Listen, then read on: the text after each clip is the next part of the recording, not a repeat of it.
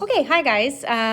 So this video is going to be to address presentations, whether they be given before the group, whether they be given over video like I'm doing right now, as I do sometimes. I just want to go over some of the main criteria of things that I'm evaluating for, give you some tips of maybe the do's and the don'ts, and that way when you guys are watching this at home, you can use it as a bit of a review for practice, and or if you miss the explanations in class, then this is here for you. So let me first begin by saying that I know that a lot of us don't like to do presentations, and I recognize why. Like, that's totally fair. It's uncomfortable to have to speak in front of people, particularly people if you feel like they're judging you. I totally, completely understand that.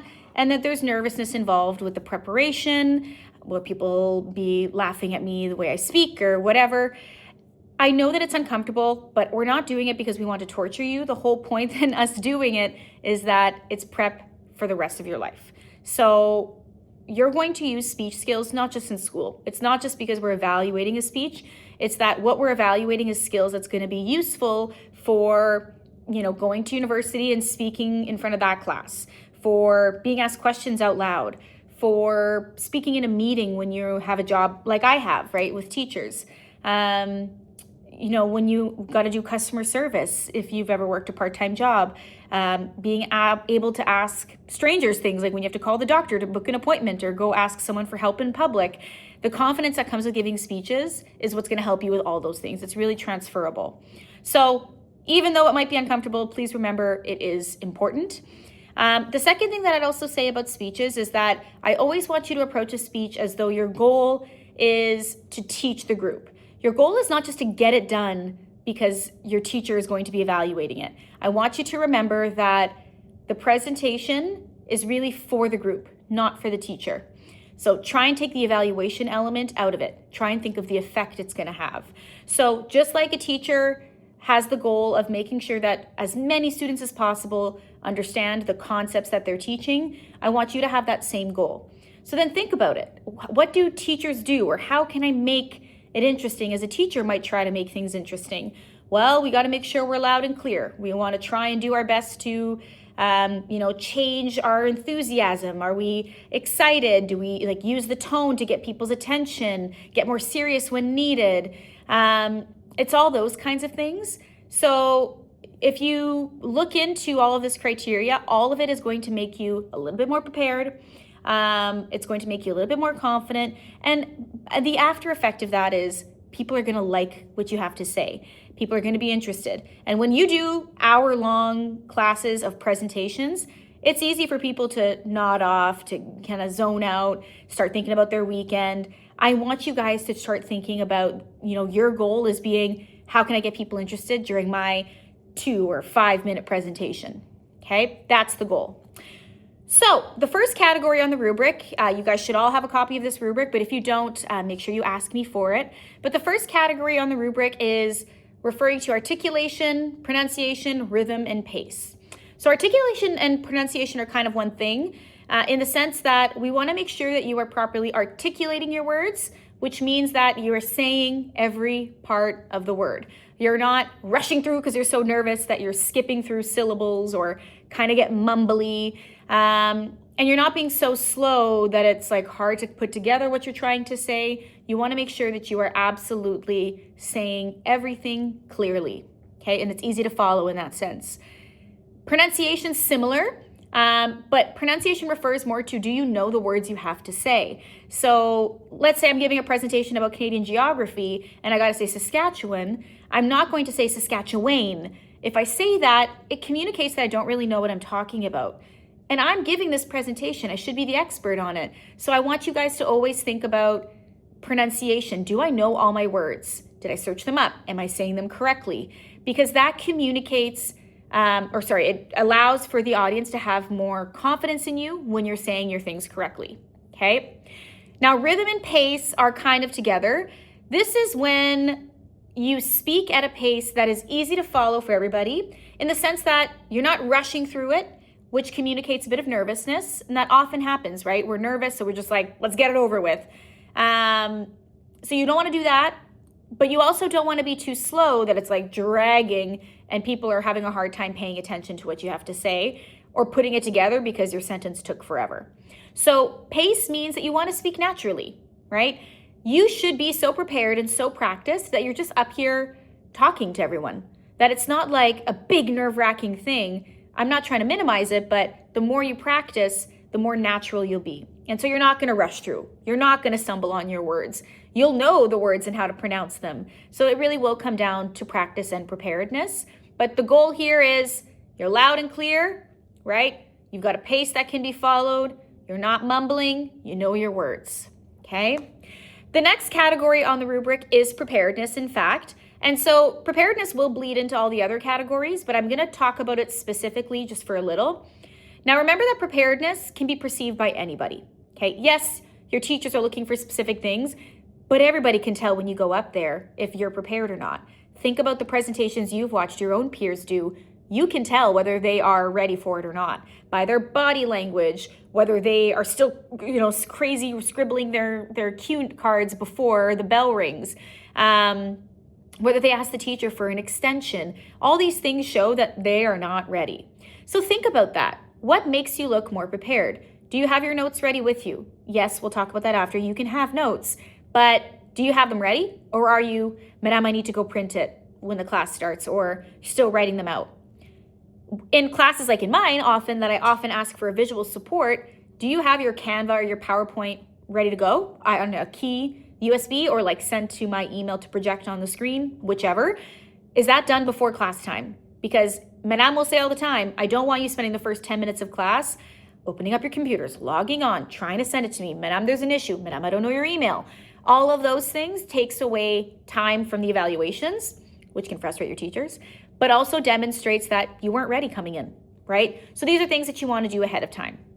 And then obviously preparedness is going to be felt.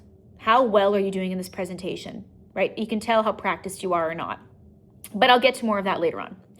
The next category is volume. Volume is pretty simple. You want to be clear enough that everybody in the room can hear you, okay? But not so loud that the people in the front, you feel like they have to flinching because you're so loud that it's like deafening. Nor do you want to be so quiet that the people in the back have to kind of strain to hear you because you are not loud enough that they can just listen automatically, right? They have to work at it. Again, the problem with that is if it's not easy to listen to you, a lot of people, especially if they're not getting paid to listen to you the way I'm getting paid to listen to you, they're just going to check out, right? Well, I can't follow. I'm not really hearing it. I'm over this. I'm going to think about my weekend. And so you don't want that. You want to make sure everybody can hear you, that everybody can follow and they stay interested. So you want your volume to be nice and confident, loud enough for the whole room. And on that point, I will add, always adjust your volume to the room. So most of our classrooms are about the same size in the school, which is great. But you have to remember that there is also that noise that can muffle sound. So when people are ruffling with their bags, with their papers, taking out a water bottle, whatever it be, all those kinds of things make background noise. So when a teacher is teaching, we adjust our voice, or we try at least, to go, okay, I need to go a little bit higher so everyone can hear me. And that'll make sure that the volume is appropriate for the sound in the room, right? Completely quiet room, different level of volume. If I'm in a larger room, like the gym, for instance, where I have done presentations before, I've got to project my voice further, right? Because the acoustics, the size, all that kind of stuff. So consider the size of your room. How many people are in it? Is there any sound going on that you have to kind of compensate from? But always make sure your goal is everybody can hear me nice and loud and clear, okay? The next category is flow. So flow refers to really two things, pauses and verbal fillers. So pauses is pretty easy. There's a good thing for pauses and there's a good time for them. And then there's pauses that can be awkward. So good pauses could be when it's used for dramatic effect. Perhaps you ask a rhetorical question and you want people to think on it. So it's something that's reflective, that you want them to mull over before you get into a topic or before you start the presentation or at the end of the presentation maybe. Those are going to be pauses that have effect, right? They're on purpose. A pause after maybe you said something that is dramatic, right? Like a really serious statement or like a really crazy fact. Sometimes it's like you really want to let it sink in. That is a pause used for effect. Those are great, okay, when well done. There are awkward pauses as well. So an awkward pause would be something like you're looking in between your notes and you're trying to figure out what your next thing you want to say is. You forgot the fact you were looking for. You realize that you didn't order the slides of your PowerPoint correctly. Those would be awkward pauses where it's a silence that you can tell is not intentional and people are kind of noticing like, ooh, maybe they're not ready. So pauses can be a little bit awkward as well. Be mindful of that. The second thing is verbal fillers, and I've already done a few of them in this video. Verbal fillers are the ums, the uhs, the so's, the likes. I've even had a student before who finished every sentence with right, ? As a way to kind of fill in a space. Verbal fillers do exactly that. They fill space with something verbal. Because we as humans have a tendency to not like awkwardness. We don't like quiet, especially in our day when we are so overstimulated with sound and with, things going on, views, videos. I mean, you guys especially don't go anywhere without an AirPod in your ear because you're used to sound. You guys don't like quiet. It's going to be the same thing in a presentation. We have a tendency to think that it'll be awkward if there's a moment between my two expressions. So I'm going to say Again, a moment between a sentence and another is different than a pause. So don't try and fill every space with an It's okay if you just need a second to remember what the next sentence is. Okay? A couple seconds there, not a big deal. Once you get into like 15, 20 seconds, it's an awkward pause. Okay? So try to avoid those verbal fillers as much as you can. A couple is not a big deal, but it does happen where, and I invite you guys to pay attention while you're presenting with each other, it does happen where people do a lot of uhs and ums that it gets distracting, right? They don't look prepared. And again, all of this comes down to when they don't look prepared, you lose trust in them. Why would I learn anything from this person if they don't know what they're talking about and they seem unprepared? So bear that in mind. Try to be as fluid as you can. Try to know your stuff so well that you're not, having those brain farts where you're thinking about the next thought. Again, this all comes back to preparedness, okay? The next two I'm going to kind of put together because to me, they kind of are one regroupment of characteristics, but it's really about your posture and your eye contact and your enthusiasm and your expression. This all really comes down to confidence, okay, and preparedness. Now, eye contact I'll start with because it's really important that you engage the group. So when you are presenting to a crowd, you don't want to be reading. The presentation is not a reading. I could have just assigned you to, make me a document and then I will listen to you and write notes during a meeting. That's not what I'm asking for. I'm asking for you to present it, to talk about it, right? To use your character and your enthusiasm to explain it in your own words, not to read it.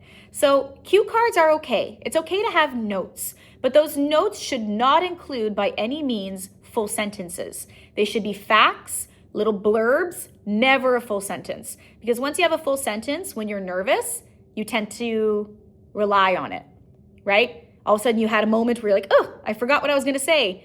And then you started reading. And then it becomes called a crutch, right? So it's okay to have notes, but your notes are for reference, not for reading, which means you should look at them, look up, keep talking. Look at them for the next fact, look up, keep talking. So bear that in mind. It's really important to look at everyone. And on that note, to look at everyone. Don't just do that thing where you were told when you were young, where you pick out a friend in the crowd and you fixate on them. Look at everybody. Vary our eye contact with everyone in the crowd. That way, they all feel engaged. Because I know as a teacher, if I focus and kind of position my body to look at one part of the group, the other part of the group gets the signal of, hey, madame's not looking. I can zone out. I can start doodling. I can check my phone, whatever. Again, I know that you're not thinking of it like a teacher would, but I want you to. Your goal is to say, I want everybody interested. I'm talking to all of you. This presentation, this information is for all of you. So make sure you take a second to look at everyone and vary that eye contact, okay? So that's really important. No reading and making sure you look at everyone. The second thing is your posture. So for posture, you want to make sure you're communicating that you are confident. So things that would communicate you're not confident would be slouching, leaning against the board, right? Hiding behind things. If there's like a table or a podium, really hiding behind it like it's a crutch. Fiddling with your papers, right? That looks like it's nervous. Fiddling with your hair for those of you who have long hair, or playing with your garments. These are things that communicate you're a little nervous, as does pacing, right? People who are like moving a ton, who look like they're just trying to get through it. It communicates some nervousness. So those would be bad posture. It's either telling me you're nervous or it's telling me you don't care and you don't want to be there. Good posture would be things like standing up straight, right? Not feeling like you need to move all the time. It's okay to move a little bit. I know I do while I'm presenting or teaching. Talking with your hands a little, right? It looks natural. It looks like you're comfortable. But again, not overdoing it because that could feel performative. It can feel like you're trying to put on a show, and that can be awkward sometimes. So again, it's this idea that you are holding yourself with confidence, right? Not that you're trying to make yourself smaller and you're trying to hide. So posture and eye contact, super important. Enthusiasm and expression are two other things that are important. Now, again, think back to every presentation you've ever listened to every teacher you've ever had. Don't name names, we don't need to hear it. But think back to the good ones and the bad ones. Who was interesting to listen to? Ask yourself why. Probably it all came down to they were prepared, because when they were prepared, they were ready to know their stuff. They didn't have awkward pauses, right? Their volume was good.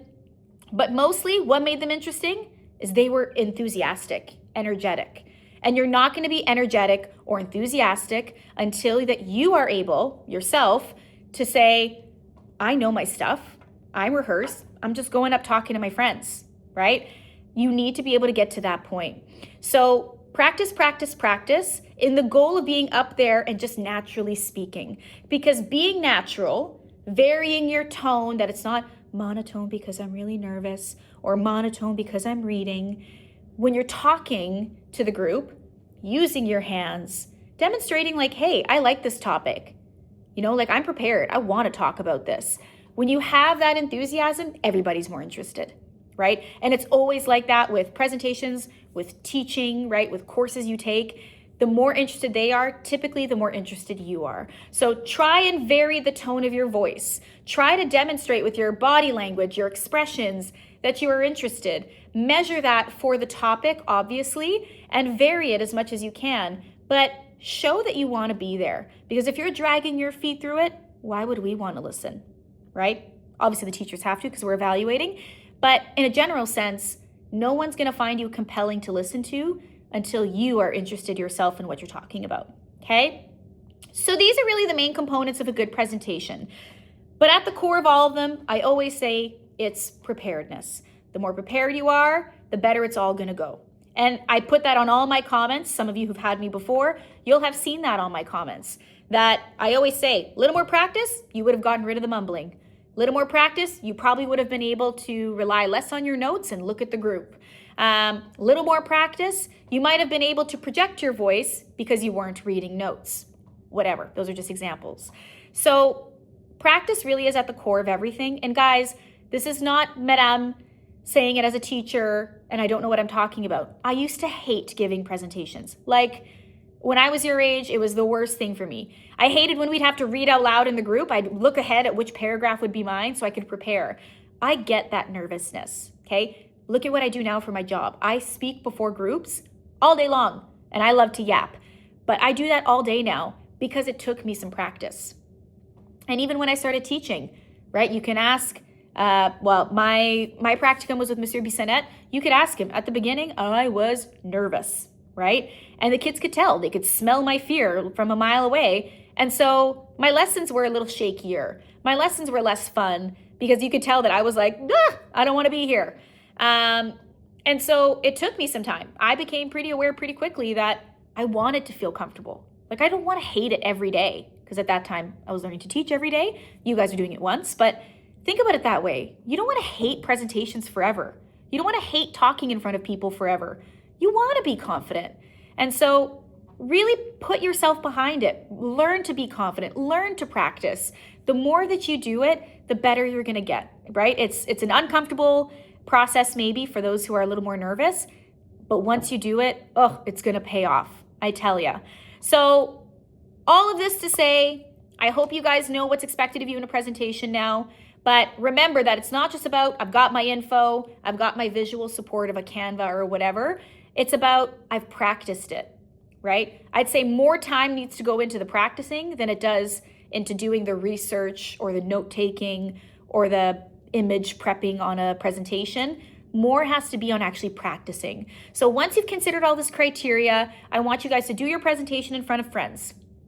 I want you guys to rehearse it in front of family. I'd like you guys to be, as you're going for walks, doing the dishes, taking your evening shower, whatever. I want you guys thinking out loud, saying your stuff. Okay, how would I express that fact about this again? Say the sentence.